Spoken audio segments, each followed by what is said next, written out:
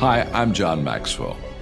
When the top companies in the world are looking for trainers, speakers, and coaches, there's one name that stands above the rest, and that's Maxwell Leadership.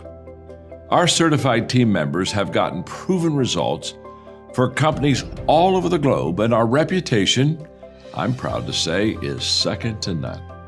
Some of our members have risen to the top of their profession, including the one you're going to meet today. I proudly introduce you to my friend Bob Fabian Zinka. Welcome to the Leadership and Success Podcast with your host, Coach BZ, where we help you lead with purpose and succeed with impact. If you're ready to grow into the kind of leader others want to follow, this podcast is for you. If you're determined to elevate your success and leave a lasting legacy, this podcast is for you. As my mentor, Dr. John C. Maxwell reminds us, everything rises and falls on leadership. Our goal is simple: to inspire you, challenge you, and equip you with insights that can transform the trajectory of your leadership journey. Welcome aboard to another episode of the Leadership and Success Podcast with Coach BZ.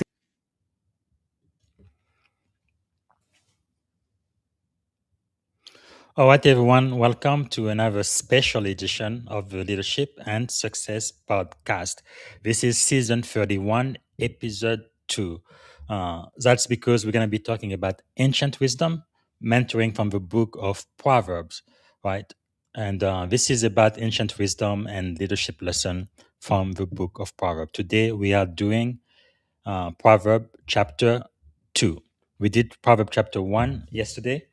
And we're going to do Proverb chapter 3 tomorrow. And we're going to end this special edition of the Leadership and Success Podcast by the end of the month when we do Proverb chapter 31. So Proverb has 31 chapter. This is the 31st season of the Leadership and Success Podcast. And we're going to be reading one chapter each and every day. All right. And our curriculum for this season, just like last season, is the 21 Irrefutable Laws of Leadership by Dr. John C. Maxwell, and also the Maxwell Leadership Bible. So we're going to read the book of Proverbs. No matter which Bible you use, that is fine. Again, this is not a religious podcast. We are really focusing on the leadership lesson, the success principle, and ancient wisdom that can be applied today, because wisdom doesn't change. And that's what we are seeking in this special edition of the Leadership and Success Podcast. So before I start with Proverbs chapter 2, let me just briefly recap what we talked about yesterday. So for those who missed it, who were not here yesterday, I highly recommend you go back and watch the podcast from yesterday. So if you follow me on LinkedIn, this is going to be my latest article, Ancient Wisdom and Leadership Lesson from the Book of Proverbs chapter 1. So this was yesterday. I have the summary article here with all of the lessons we learned, and then I also have a link for you to listen to the podcast, and you can get this podcast as well wherever you listen to your podcast. It's available on LinkedIn, it's available on YouTube, it's available on Spotify, it's available everywhere. So I will just briefly mention again what we talked about yesterday for chapter 1. Quick summary. So we learned a few lessons. Lesson number 1 yesterday was leadership begins with teachable humility. That was Proverbs 1:5. Let the wise listen and add to their learning, and let the discerning get guidance. The leadership insight was great leaders, they never graduate from learning. Rank, title, or experience does not replace curiosity. The most effective leaders are listener first, then they are open to counsel, to coaching, and to correction. So that was the first lesson. The second lesson yesterday from Proverbs chapter 1 came from verse 7. The fear of the Lord is the beginning of knowledge.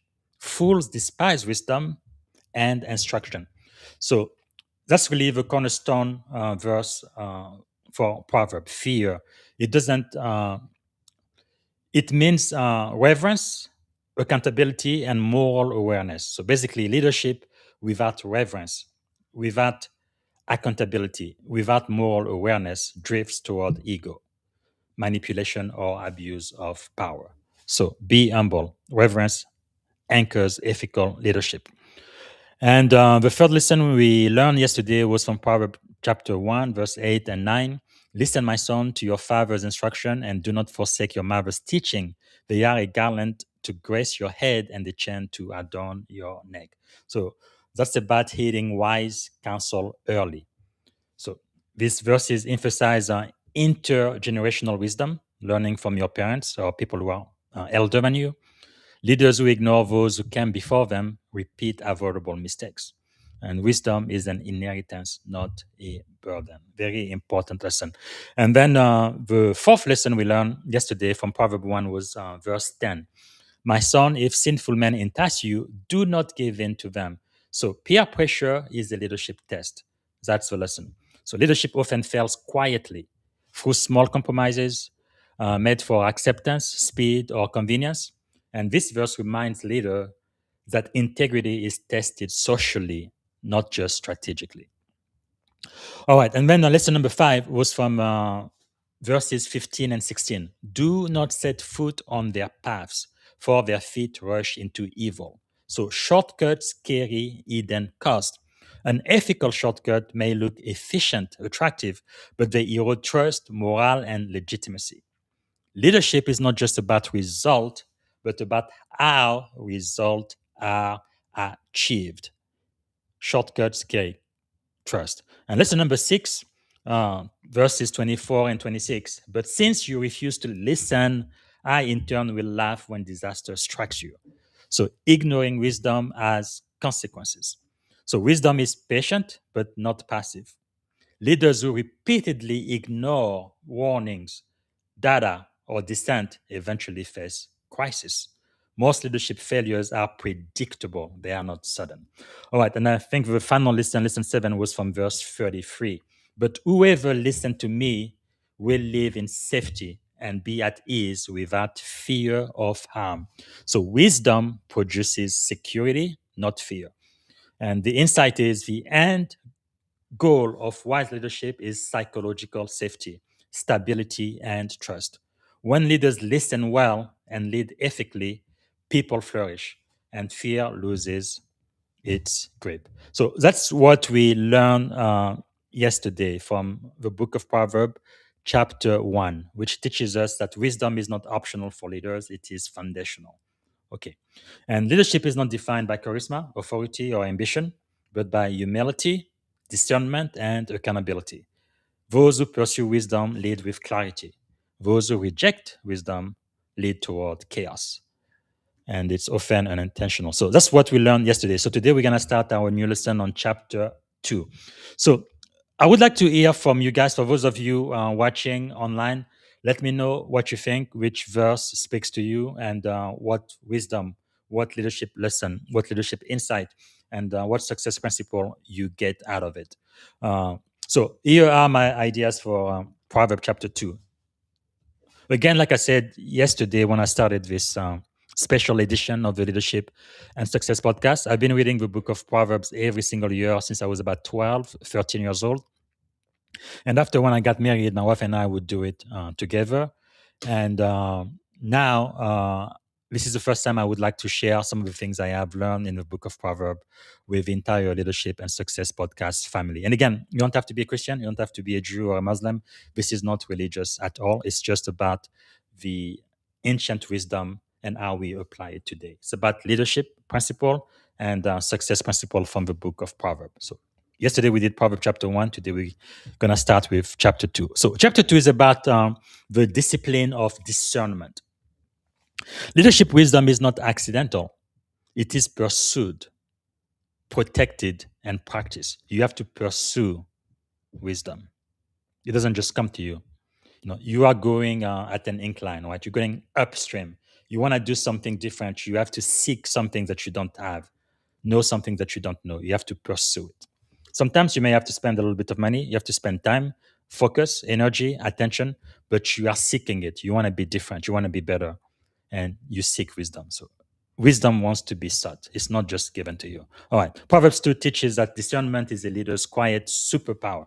The one way that you're seeking wisdom maybe is by making the time to come here live on YouTube or LinkedIn and participate in this discussion, share what you're learning, or learn from other people what they got from the book of Proverbs. So that's one way of seeking wisdom.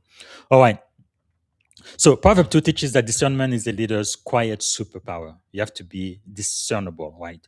One that guards character, sharpens judgment, and keeps you on the right path when pressure mounts. So the theme for chapter 2 is really wisdom pursued becomes protection practiced. You pursue wisdom, and wisdom will protect you. All right. The very first lesson is going to be in verses 1 and 2.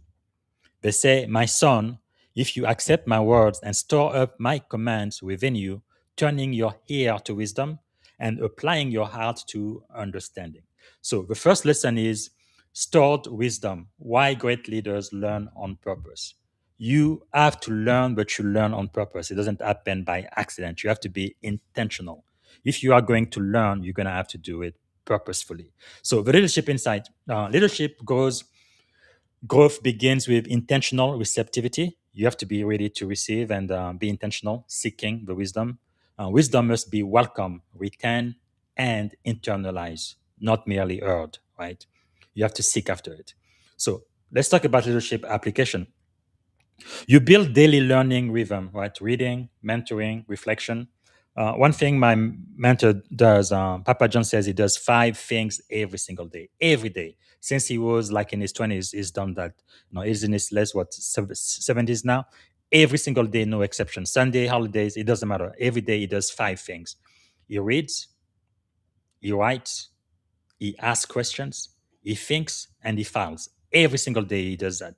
He's always reading, he's always writing, always thinking, always asking questions, and always filing what he learned. That's how he was able to write more than 100 books, and most of them being on the New York Times best-selling list, because he does it every single day.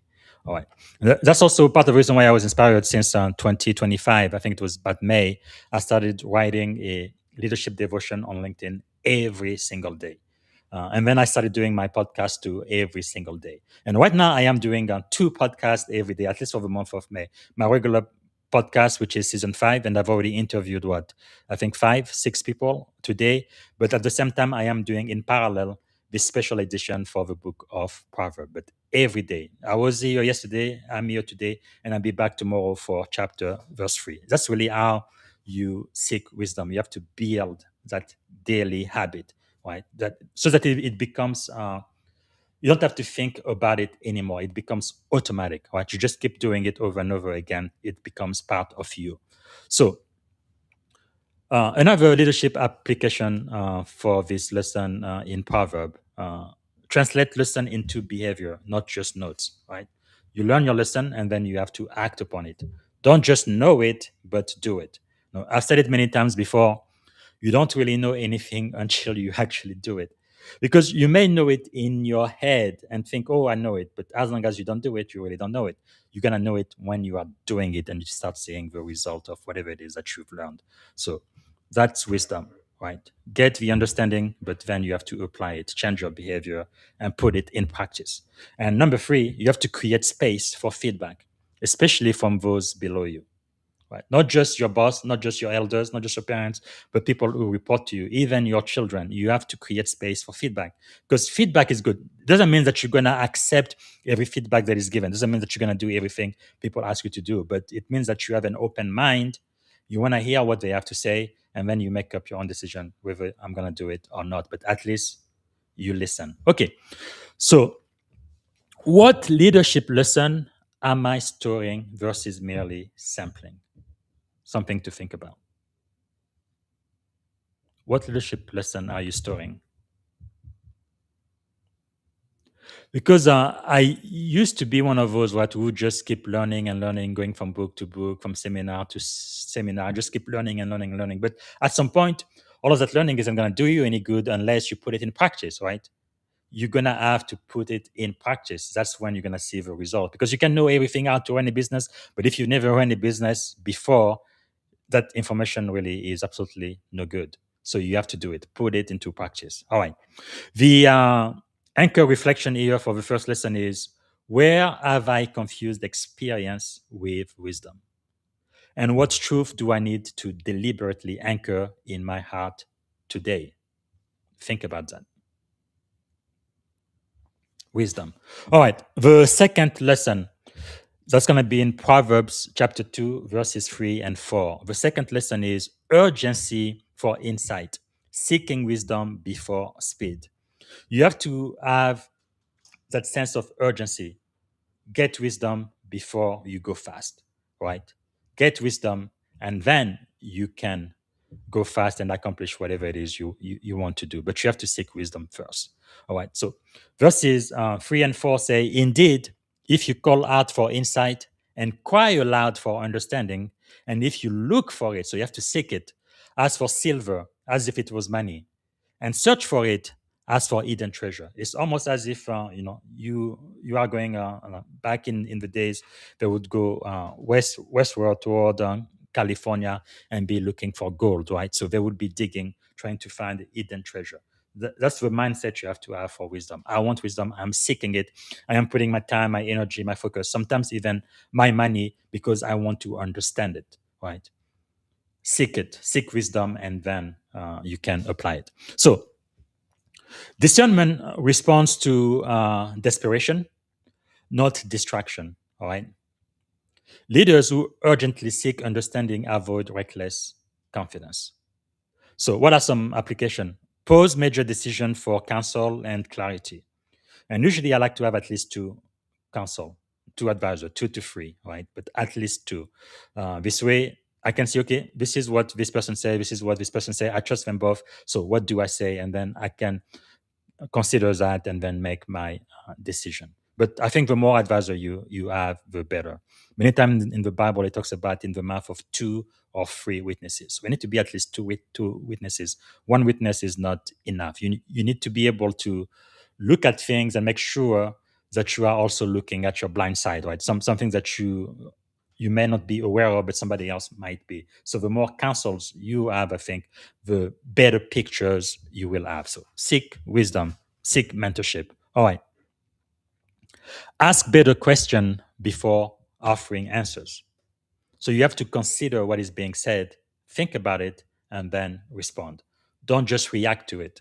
I talked with someone today. I can't remember which one of my guests said that, but most of us, we tend to just react. I think it was Dr. Brown, Dina Brown. Right? Don't react. Create space.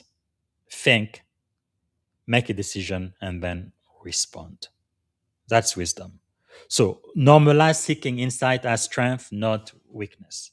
Nobody knows everything, right? It's impossible. In 2025, in the age of artificial intelligence, it's absolutely impossible for anybody to know everything there is to know about any subject. Just not possible. So you have to make it normal. It's okay to seek insight, to seek advice. It's perfectly fine to find out. So I think one of the greatest skills this century is the ability to find out. You don't know everything, but you know where to go or who to talk to, how to come up with the solution. Okay.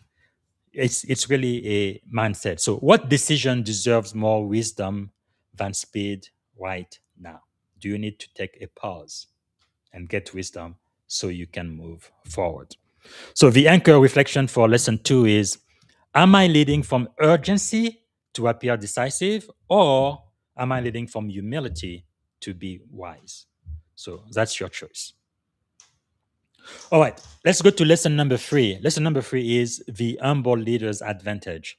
Right? Wisdom is received, not claimed. You cannot claim wisdom, but you can receive it. You have to be humble.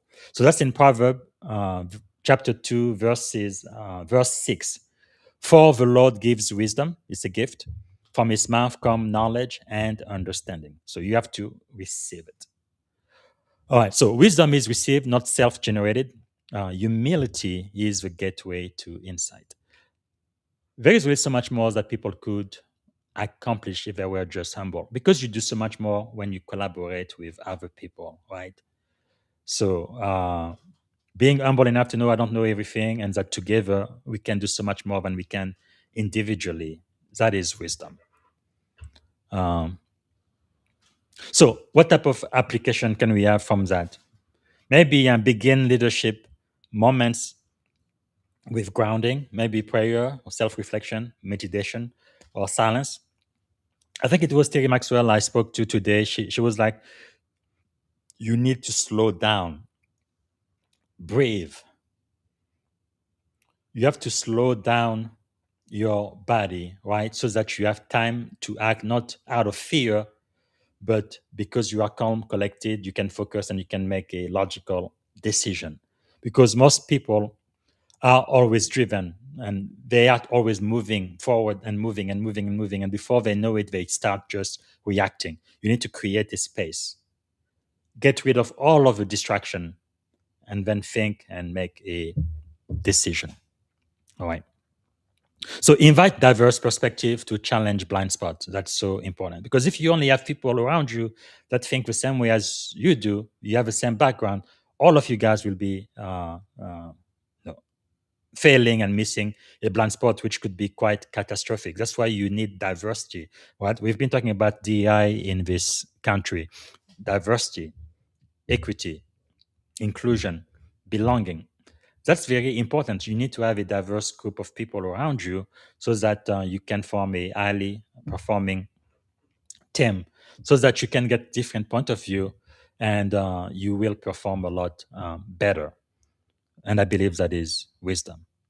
And then finally, one application would be to model teachability publicly. You have to be teachable, even as the leader.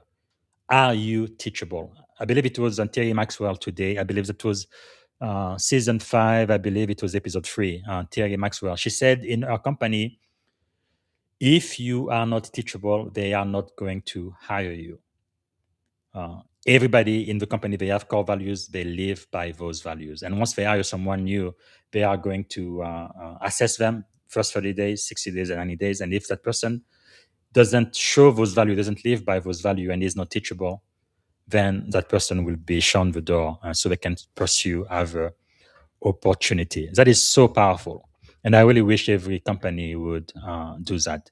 Live by their core value. But being teachable is important. No matter how many degrees you have, no matter how smart you think you are, you have to be teachable. It's the mindset. All right. Where might pride be limiting your leadership clarity? Think about that.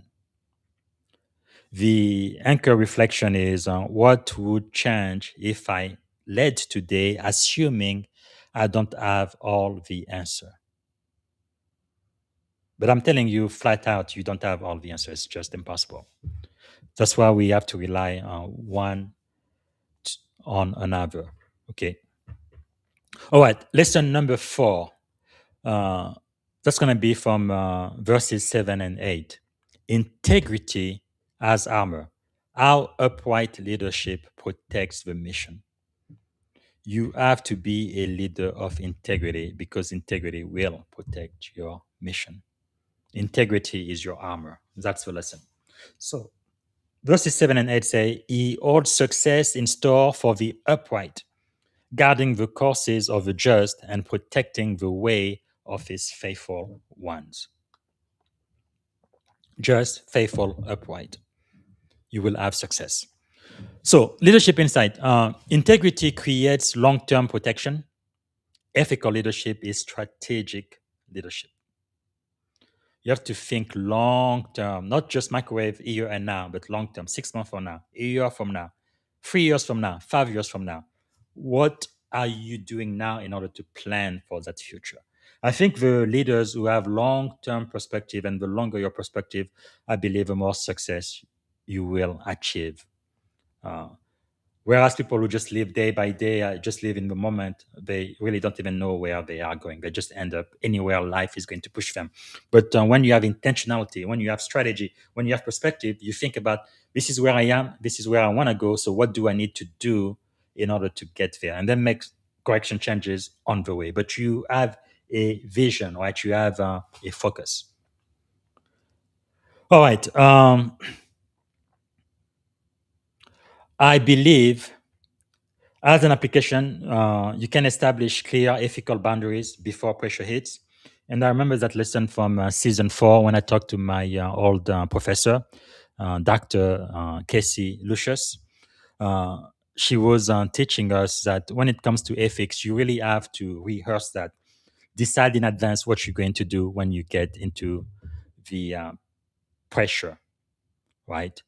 Because by the time you get there and there's a lot of pressure for you to do something, you may want to be expedient because you didn't think through it. So establish clear ethical boundaries now. Uh, and then number two, you have to reward integrity, no, not just performance. If someone performs very, very well, that is great, but are they also a person of integrity? Can you trust them? Yeah, they can do the job, but can you trust them as a human being? Right. For example, in the military, we have quite a few people who perform extremely well. No, they go to war, the mission, or whatever it is they are working on. But sometimes when you are a member of a team like that, you wonder, okay, I definitely trust you with doing your job while we're on the mission. But can I trust you as a human being? Would I trust you with my money? Would I trust you with my wife? Would I trust you with my family? Integrity is really foundational. And then number three, as an application, choose consistency over convenience.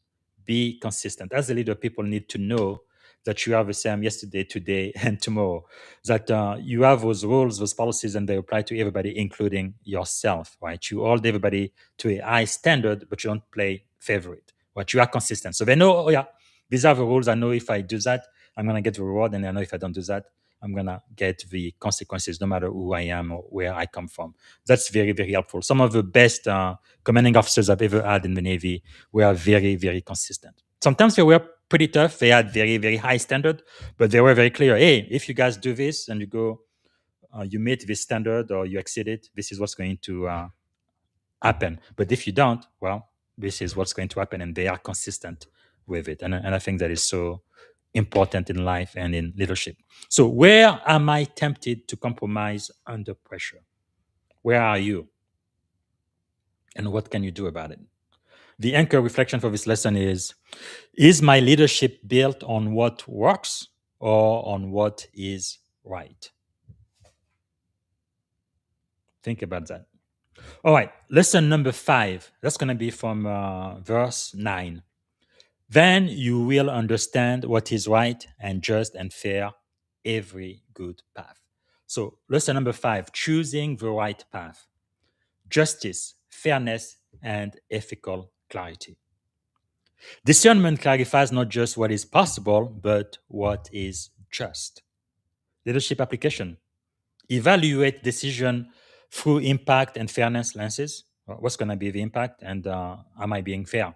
Seek input from those affected, not just those empowered. Right. I think one thing that makes great leaders, at least in my experience, is not just thinking about people in leadership, all of the department head and above, but it's really thinking about the troop. It is really thinking about the white out, right? The junior enlisted folks. How are the decision we are making going to impact them, the sailors, those who actually do the work? That is so important. And many times when I was the commanding officer, we usually have a senior enlisted leader who represent the entire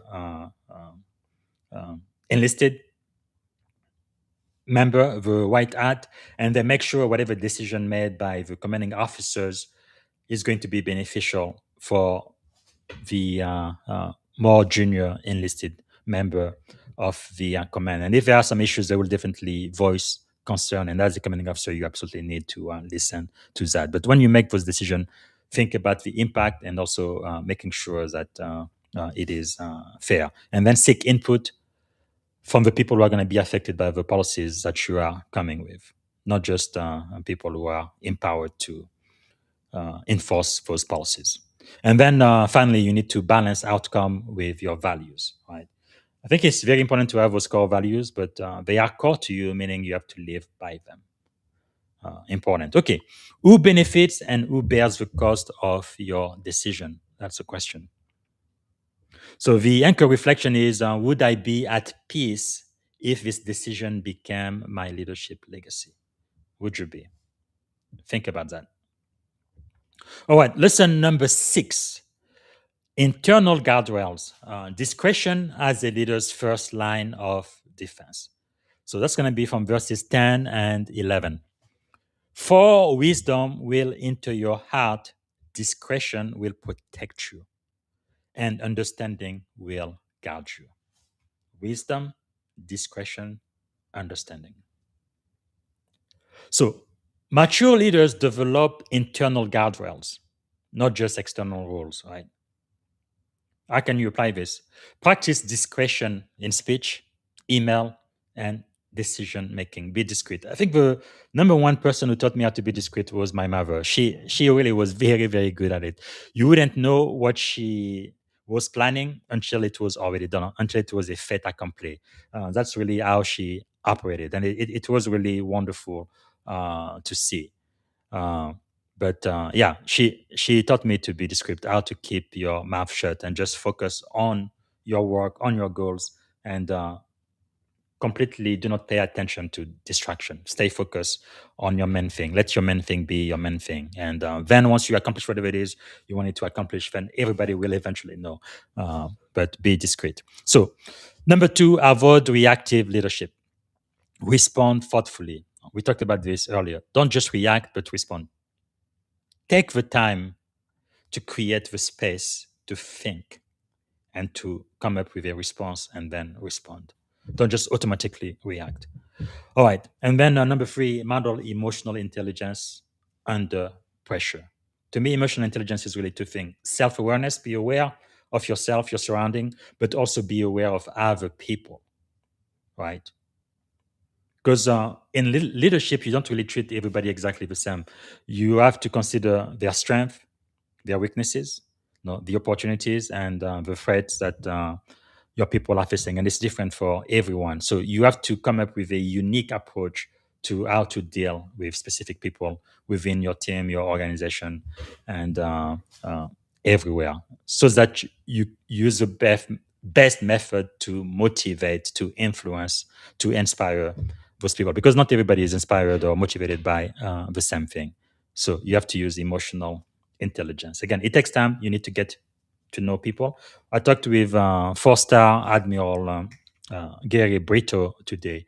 He was saying how it became more and more difficult as he became a more and more senior officer, because he would have so many people under him, but he really took time to get to know them. Who are you? What do you like? What takes you? What excites you? And then those would be used during times of pressure to make the right decision and to do the right thing for his people. That's why he got to be known as the people's general. It's not something he thought or he gave himself. It's the people who said, "You are the people's general because you really care about us." No? I think that's really a great model for leadership. So, where do I need stronger internal discipline? Where do you? What boundaries, if strengthened, would protect your leadership credibility? And I believe I mentioned that yesterday. I can't remember exactly which podcast episode, but you really don't want to have to use self mastery or willpower, right? You want to make your life easy in such a way that you do not need to use self discipline. Just make it so easy that your environment, your atmosphere is set up in such a way that you are forced, you are guided, you are pushed to always do the right thing. No. One simple example. Today is January the 2nd. Most people, okay, brand new year, I want to lose weight. Okay, that is a great, great goal to have. All right. So if you are going to lose weight, maybe a couple of things you need to do. You need to sleep at least 7, 8 hours a day, I think. You need to eat better food. You need to eat less, and you need to work out more, right? Uh, Now, many people in America, especially, we eat a lot of junk food here. And sometimes you really have to fight the temptation. Oh, am I going to go to McDonald's or whatever favorite junk food you like, pizza or whatever? One way to make it so that you don't even have to use any effort fighting the temptation is to just not deal with it. Don't have junk food in your home, because if you don't have junk food in your pantry or in your refrigerator, guess what? You're going to eat the healthy food that you have there. That's one way to make it very, very easy. You don't have to fight. You don't have to develop charisma or fight temptation or willpower or any of that. No, you just naturally go and eat what is available in your environment. And you control your environment. You control your personal space. And if you are tempted on your way home because there is a restaurant or something that you like, maybe you take a route around it. You choose a different route. Just make it so that in your life you will not be subject to whatever temptation that sometimes gets a hold of you, right? Just make it easy, and you just focus on your mission, and make it easy for you to always do the right thing. Okay. Um, Lesson number 7. I believe this is the last lesson I'm gonna get from Proverb chapter 2. And again, for those listening, let me know in the comment what you are getting out of this, what you think about what I'm saying, and what you yourself saw in the second chapter of the book of Proverbs. What jumped at you, and what lesson, what wisdom nugget you are getting out of it. So, for lesson 7, we're going to look at verse 20. Thus you will walk in the ways of the good and keep to the paths of the righteous. So, the leadership walk, consistency creates legacy. Consistency today will create legacy tomorrow. All right, leadership is revealed through consistent daily choices, not isolated moment. All right. And one thing I really love about this, there is a book. Let me see. I think I have. Yeah, here it is. Let me get it for just a second.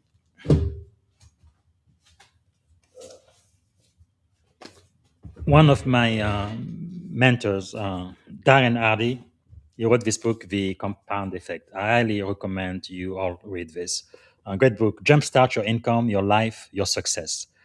In the Compound Effect, he really talks about consistency. How when you do the right thing every single day, you may not see a result right away because it's going to take time. But if you keep doing it, eventually you will see a result. Keep doing it for a day, for a week, for a month, for 2 months, for a year, for 2 years. Eventually you're going to see a huge result because there is a compounding effect on what you are doing. And one example he uses really that touches me is like, if you go to McDonald's, let's say you eat a burger or whatever, you're not going to gain 20 pounds on the spot, right? If you did, nobody would eat there. But the thing is, you eat a junk food, whatever it is, pizza, burger, or whatever it is, you feel perfectly fine. It's like nothing has changed. You look just the same way you did prior to you eating junk food. But the thing is, if you do it every single day before you know it, it is going to add up really, really, really fast, right? And the same thing, if you do something right, something you want to do, you are working towards your goal, you keep doing it, and eventually you're going to see the result. One of the problem I think with people is they give up too soon. They are working on a new path, eating right, exercising. They start, maybe exercising 3 times a week, and then 4 times a week, 5 times a week, and then all of a sudden they just stop, and before they see the result they were seeking. So you have to let it compound, right? You have to keep doing it until you see the result. So you have to be consistent daily, every single day, no exception, and then you will see great, great result. I think people who are consistent, people who have a great work ethic, they really will outmaneuver and outdo any geniuses out there. Because when you are a genius, you are just as lazy as everybody else, right? You may be extremely smart, but you don't really want to apply yourself. And one of my mentors told me, I think it was Darren Hardy. Yes, it was him. He said, people who are successful and those who are not, they both don't want to do what they need to do in order to get what they are seeking. But the difference between them is people who are successful, they do what they need to do when they need to do it, whether they feel like it or not. And like everybody else, they don't want to do it. They don't feel like they don't want to wake up at 5:30 in the morning. They don't want to go to the gym. They don't want to swim. They don't want to eat right. They don't want to do those things. However, they need to do it. It doesn't just become like, oh, something nice to do, but they take it as a must. I must do it. I have to do it. I will do it, whether I feel like it or not. And generally speaking, when you start doing something, whether it's walking or running, when I used to run or swimming, you eventually get into it quickly, and then you're like, "Wow, I feel so good," and then you keep doing it. Usually, it's just not getting started. I think Darren also gave an example of someone who really wanted to start being fit and going to the fitness center at the beginning. He would at least take himself out of his house and drive to the gym. But just the fact of just driving there kind of changed them so that he eventually started working out every day. So just get that rolling, get it started. Just get started, and I think as you do, you are gonna build momentum, right? I think that's important. So, how would you apply this? So reinforce values through habit, not slogan. So you have to do it every day, consistently. Measure leadership by who you are becoming over time. Sometimes you have to pause and assess. And then choose long obedience over short applause. Again, that long term perspective. So, what leadership pattern are you reinforcing every day? Here's the anchor reflection. If others followed your daily example, where would it lead them? Hmm. All right, so that's it for chapter 2. So Proverbs chapter 2 really reminds us of discernment. It's the difference between influence that lasts and authority that fades. For leaders in the military, cybersecurity, technology, and executive role, what I'm saying is wisdom is really not optional. You have to have wisdom, gain understanding. It is your moral compass, strategic shield, and leadership legacy. All right, that's all I have to say. I don't see any questions in the chat. Hopefully, this is adding value to you, reflecting on this ancient wisdom principle from the book of Proverbs. So we covered chapter 2 today. So tomorrow I will be back and we are going to cover chapter 3. All right. That's all I have for today. Have a wonderful rest of your day and see you tomorrow for the next chapter in our study of the book of Proverbs this January 2026. Bye for now. Oh, before I say goodbye, I want to remind you for those following my podcast tomorrow, I am going to be interviewing Colonel Chevy Cook, U.S. Army. He's a mentor in chief, soldier, scholar, and strategist. We're going to be talking about beyond control because leadership is really about influence, not control. So we're going to be talking about that. And then I will also be interviewing Lee Jones. He's a award-winning CIO, global system builder, tech steward, calm under pressure. He's right here in Silicon Valley. We're going to be talking about going from legacy to resilience. And then I will have the pleasure of speaking with Admiral Melissa Bird. She was recently the Judge Advocate General, the JAG officer for the U.S. Coast Guard. She's now retired. She's principled, strategic, empowering, such an awesome role model. We're going to be talking about leadership at the intersection of law, trust, and national security.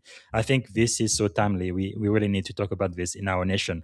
And then next week, I will be speaking with Charlie Wetzel. He's the writing companion of my mentor, Dr. John C. Maxwell. He helped write the book, the 21 Irrefutable Laws of Leadership.